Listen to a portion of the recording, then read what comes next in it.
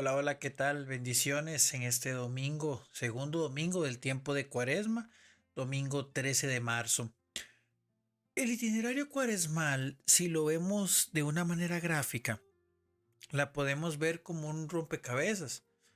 A lo largo de cada celebración vamos a ir viendo elementos que nos permiten no solamente prepararnos de la mejor manera para la Pascua, sino más bien proyectar nuestra vida hacia ese fin último que es justamente la salvación, hacia ese fin definitivo, por decirlo de alguna manera, que a todos nos corresponde, al que todos deberíamos aspirar, a ese sentimiento, o mejor dicho, a ese encuentro por el que justamente San Agustín decía, el corazón inquieto hasta llegar a Dios.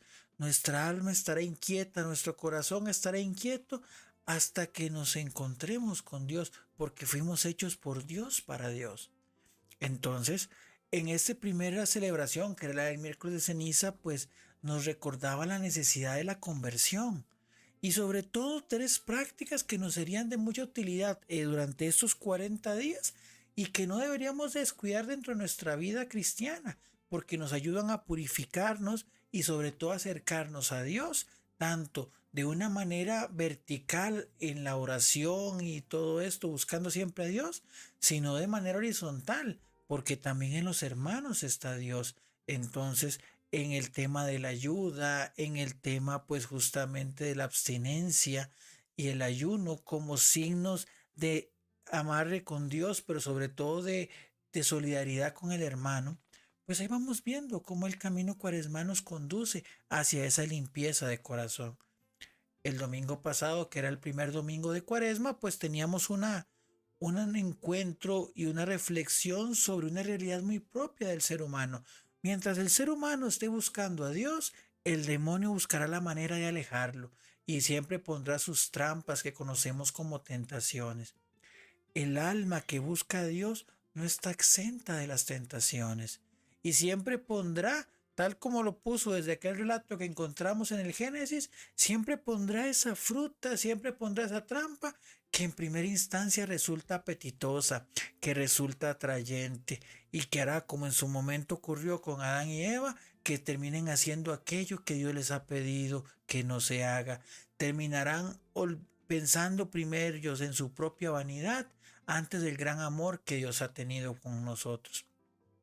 Entonces, de ahí es importante entender que siempre vamos a ser tentados y que el alma que busca a Dios, como decía anteriormente, siempre el demonio buscará la manera de alejarla de la gracia de Dios. Pero entonces, ante esta batalla espiritual que enfrentamos constantemente, hemos de tener una verdad totalmente esperanzadora, que es que nunca estamos solos. Y por eso entra de manifiesto este texto que hoy justamente celebramos y meditamos, como lo es el tema de la transfiguración. Dice el texto que Jesús toma a Pedro, a Santiago y a Juan, aquellos discípulos que también estarán con él en el huerto de Getsemaní, y que suben al monte. Esa ascensión al monte, el monte dentro de la Biblia nos recuerda o nos simboliza ese lugar de encuentro con Dios, ese lugar donde Dios pues se manifiesta, ese momento donde nosotros salimos de lo llano en nuestra vida terrena para elevar nuestra alma a un momento de encuentro con Dios que tan necesario se nos vuelve. Un momento donde nuestra cotidianidad sea dejada de lado y podamos darle un momento, como decimos popularmente, cargar pilas. Puede ser un retiro, una convivencia, una hora santa, una Eucaristía, donde yo pueda verdaderamente desconectarme de la realidad humana y verdaderamente tener mi cabeza en mi fin último, que es justamente la salvación, que es justamente el cielo. A veces en nuestra vida pues sentimos que estamos luchando solos, que tal vez el buscar la santidad, que esa experiencia de Dios se nos vuelve lejana y ajena, pero es muchas veces también porque estamos tan absorbidos por el mundo que no le hemos dado la oportunidad a Dios de manifestarse en nuestra vida. porque a veces queremos hacer las cosas sin escuchar instrucciones, sin querer escuchar al experto. De ahí la importancia también de la transfiguración, de ese mensaje que deja Dios. Este es mi hijo, mi predilecto, escúchenlo. Ahí está la palabra de Dios, ahí está la Biblia, ahí está el magisterio, ahí está la iglesia, ahí están los documentos, ahí están los mandamientos, ahí están tantas cosas para no perder el rumbo, que muchas veces es más bien por nuestra dejadez por la que a veces sentimos o nos podemos encontrar alejados de Dios. Esa es la importancia de la cuaresma y de toda esta purificación. Darnos cuenta que Dios camina a nuestro lado, que Dios nos acomoda, que Dios organiza nuestra vida si le permitimos a Él tomar parte de ella. Que aquel hombre que para muchas personas no resultó un don nadie, que aquel hombre que mucha gente humilló y hasta elevó en la cruz, es capaz de purificar y cambiar y ha sido capaz de unificar todo lo que Dios le había dado al hombre para su santidad y santificación, para volverlo y convertirlo y hacerlo uno en sí mismo. De ahí la importancia y la presencia tanto de Moisés como el representante de aquella ley recibida en el Sinaí, como de Elías, aquellos que iban preparando y que iban denunciando y que iban enseñando qué era lo que Dios quería de nosotros. Todo eso pues se unifica en Cristo. De hecho es muy interesante el texto cuando habla de que justamente aquello de lo que conversaban Elías y Moisés era sobre el éxodo que él iba a tener en Jerusalén. ¿Y qué era el éxodo?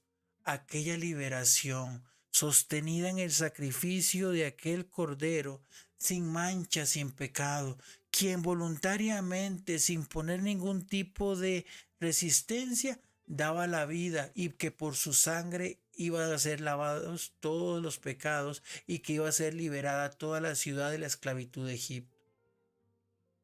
Todos nosotros tenemos cadenas que nos arrastran, cadenas que nos atan a realidades y que nos alejan de Dios, que no nos permiten acercarnos a Él.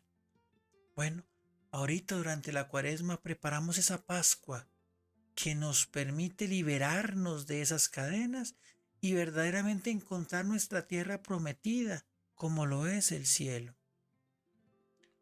Qué bien se está aquí, decía pues Pedro en otras de las versiones de los evangelios, ante ese encuentro con aquel Dios pues transfigurado, aquel Dios glorificado, ese Dios que quiere reflejar su gloria en cada uno de nosotros.